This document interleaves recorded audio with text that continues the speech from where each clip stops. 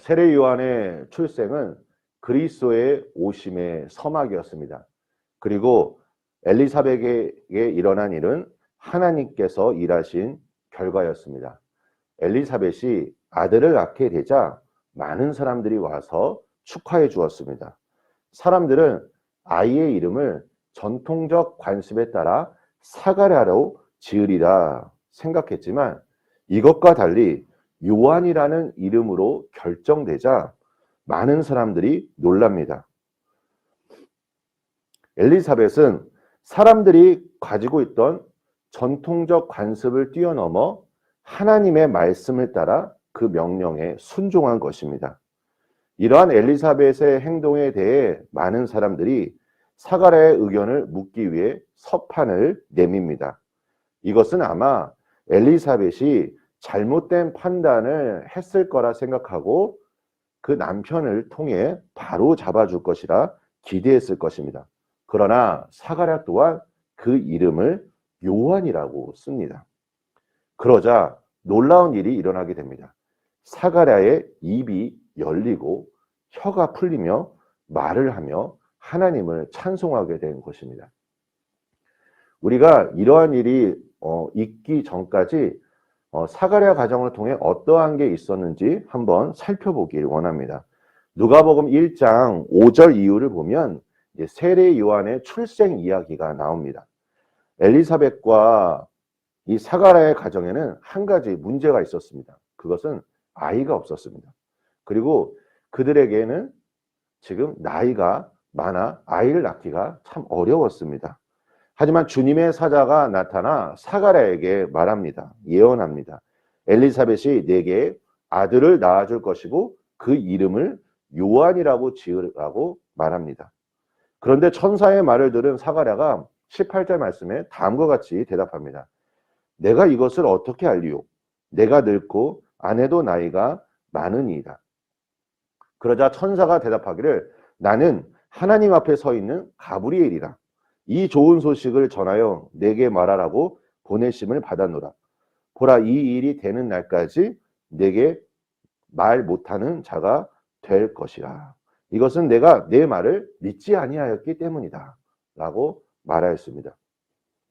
그렇다면 요한이 태어나기 전까지 사가랴는 아마 그 요한이 출생하기 전까지 하나님 앞에 회개하였을 것이라 저는 생각합니다. 하나님을 전적으로 신뢰하고 순종하는 것이 얼마나 중요한 것인지 사가랴는 깨달았을 것입니다. 오랫동안 이어져 내려온 전통은 마땅히 존중받아야 한다고 생각합니다. 좋은 전통은 계속 이어져 나가야 합니다. 그리고 그 전통을 만들기 위해 많은 믿음의 선배들이, 선조들이 그 일을 위해 노력하고 헌신하였다고 생각합니다. 하지만 우리가 기억해야 할 것은 신앙 안에서 전통보다 더 중요한 것은 하나님의 말씀입니다. 우리 교회도 마찬가지입니다. 우리 교회가 전통을 계승하고 전통을 이어나가는 것은 분명한 사실입니다. 하지만 하나님의 말씀이 언제나 우리 교회의 기준이 되어야 한다는 것은 분명히 우리 모두가 기억해야 할 한 가지 사실입니다.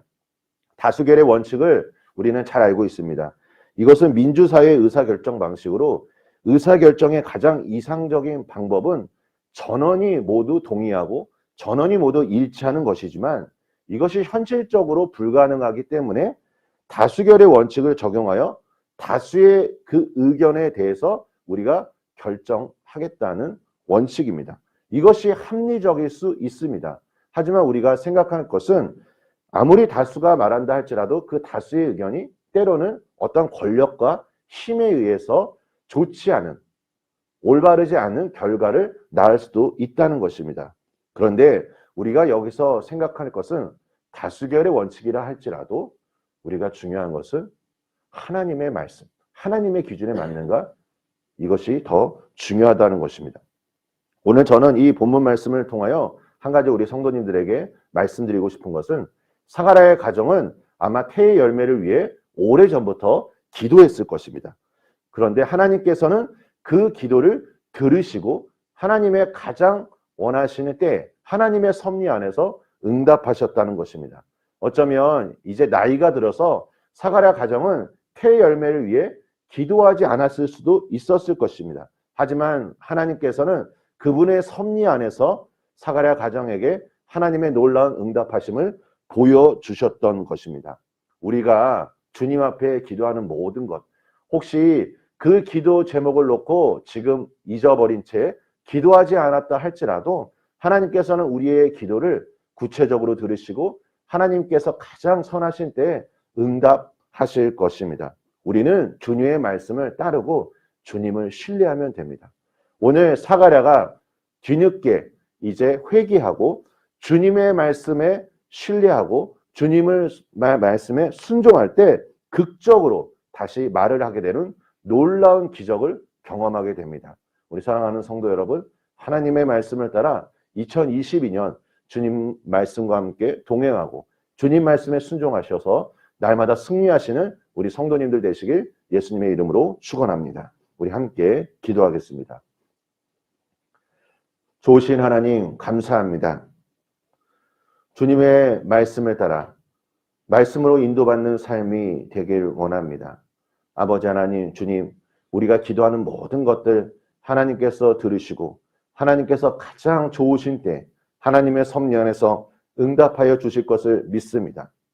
오늘도 주님의 말씀을 신뢰하며 주님과 함께 동행하며 주님께서 원하시는 뜻을 쫓아 순종하며 나아갈 수 있도록 은혜 베풀어 주시옵소서. 예수님의 이름으로 기도합니다. 아멘.